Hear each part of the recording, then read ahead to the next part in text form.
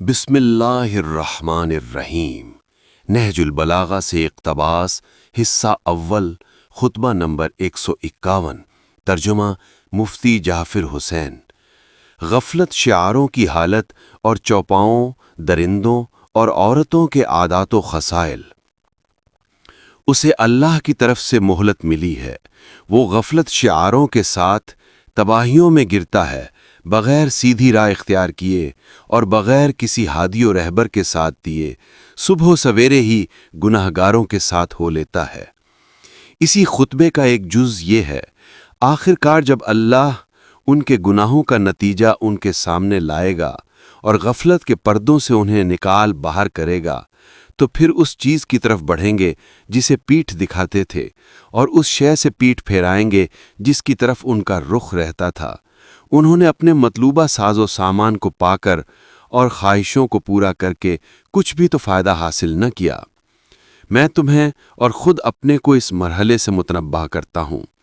انسان کو چاہیے کہ وہ اپنے نفس سے فائدہ اٹھائے، اس لیے کہ آنکھوں والا وہ ہے جو سنے تو غور کرے، اور نظر اٹھائے تو حقیقتوں کو دیکھ لے اور عبرتوں سے فائدہ اٹھائے، پھر واضح راستہ اختیار کرے، جس کے بعد گڑھوں میں گرنے اور شبہات میں بھٹک جانے سے بچتا رہے، اور حق سے بے راہ ہونے اور بات میں رد و بدل کرنے اور سچائی میں خوف کھانے سے گمراہوں کی مدد کر کے زیانکار نہ بنے۔ اے سننے والو، اپنی سرمستیوں سے ہوش میں آؤ، غفلت سے آنکھیں کھولو، اس یعنی دنیا کی دوڑ دھوپ کو کم کرو، اور جو باتیں نبی امی صلی اللہ علیہ وآلہ وسلم کی زبان مبارک سے پہنچی ہیں ان میں اچھی طرح غور و فکر کرو کہ ان سے نہ کوئی چارہ ہے اور نہ کوئی گریز کی راہ۔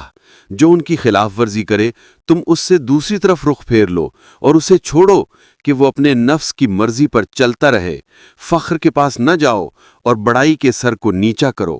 اپنی قبر کو یاد رکھو کہ تمہارا راستہ وہی ہے، اور جیسا کرو گے ویسا پاؤ گے۔ جو بوؤ گے وہی کاٹو گے، جو آج آگے بھیجو گے وہی کل پاؤ گے۔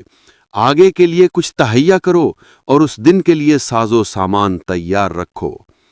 اے سننے والو، ڈرو ڈرو، اور اے غفلت کرنے والو، کوشش کرو۔ تمہیں خبر رکھنے والا جو بتائے گا وہ دوسرا نہیں بتا سکتا۔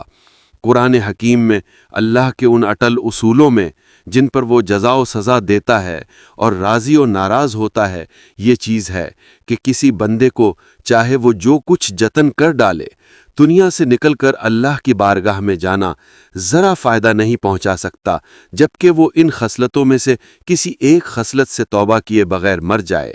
ایک یہ کہ فرائض عبادت میں کسی کو اس کا شریک ٹھہرایا ہو، یا کسی کو ہلاک کر کے اپنے غضب کو ٹھنڈا کیا ہو، یا دوسرے کے کیے پر عیب لگایا ہو، یا دین میں بدعتیں ڈال کر لوگوں سے اپنا مقصد پورا کیا ہو، یا لوگوں سے دو رخی چال چلتا ہو، یا دو زبانوں سے لوگوں سے گفتگو کرتا ہو۔ اس بات کو سمجھو، اس لیے کہ ایک نظیر دوسری نظیر کی دلیل ہوا کرتی ہے۔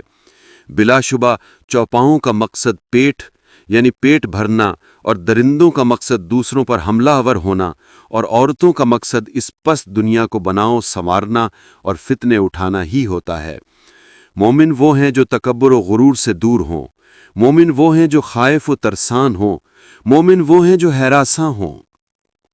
وضاحت مؤلف نمبر 1، مقصد یہ ہے کہ تمام شر و مفاسد کا سرچشمہ قوت شہویہ، قوت غضبیہ ہوتی ہے۔ اگر انسان قوت شہویہ سے مغلوب ہو کر پیٹ بھرنا ہی اپنا مقصد بنا لے تو اس میں اور چوپائے میں کوئی فرق نہ رہ جاتا، کیونکہ چوپائے کے پیش نظر بھی پیٹ بھرنے کے سوا اور کوئی مقصد نہیں ہوتا۔ اور اگر قوت غضبیہ سے مغلوب ہو کر ہلاکت و تباہی شروع کر دے تو اس میں اور درندے میں کوئی فرق نہ رہے گا، کیونکہ اس کا مقصد بھی یہی چیرنا پھاڑنا ہوتا ہے۔ اور اگر دونوں قوتیں اس میں کار فرما ہوں تو پھر عورت کی مانند ہے، کیونکہ عورت میں یہ دونوں قوتیں کار فرما ہوتی ہیں، جس کی وجہ سے وہ بناؤ سنگھار پر جان دیتی ہے اور فتنہ و فساد کو ہوا دینے میں اپنی کوششوں کو برسر کار رکھتی ہے۔ البتہ مرد مومن کبھی یہ گوارا نہ کرے گا کہ وہ ان حیوانی خصلتوں کو اپنا اپنا شعار بنائے، بلکہ وہ ان قوتوں کو دبائے رکھتا ہے، یوں کہ نہ وہ غرور و خود پسندی کو اپنے پاس پھٹکنے دیتا ہے اور نہ خوف خدا کی وجہ سے فتنہ و شر کو ہوا دیتا ہے۔ ابن ابی حدید نے تحریر کیا ہے کہ حضرت علیہ السلام نے یہ خطبہ بصرہ کی طرف روانہ ہوتے وقت ارشاد فرمایا، اور بصرے کا ہنگامہ چونکہ ایک عورت کے ابھارنے کا نتیجہ تھا، اس لیے چوپاؤں اور درندوں کی طبی عادتوں کا ذکر کرنے کے بعد عورت کو بھی انہی خصلتوں کا حامل قرار دیا ہے۔ چنانچہ انہی کے نتیجے میں بصرے کی خون ریز جنگ ہوئی اور ہزاروں افراد ہلاکت و تباہی کی لپیٹ میں آ گئے۔